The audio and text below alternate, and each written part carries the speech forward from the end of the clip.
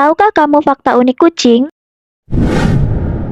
Telinga kucing dapat berputar 180 derajat karena adanya 32 jaringan otot yang mengendalikan telinganya. Dalam kondisi tertentu, kucing hanya menggerakkan telinganya tanpa menoleh ke sumber dari suaranya.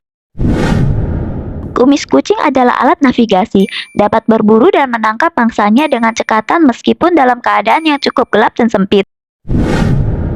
Kucing satu-satunya hewan yang dapat mendengkur alias ngorok saat tidur.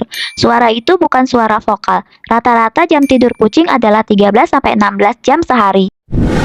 Kucing dapat berkeringat, mengeluarkan keringat melalui cakarnya. Saat suhu sedang panas, coba perhatikan cakar dan telapak kaki kucing. Bisa basah karena keringatnya. Kucing bisa melompat cukup jauh. Lompatan maksimal kucing yaitu 5 kali panjang badannya. Tapi itu juga dipengaruhi oleh berat kucing.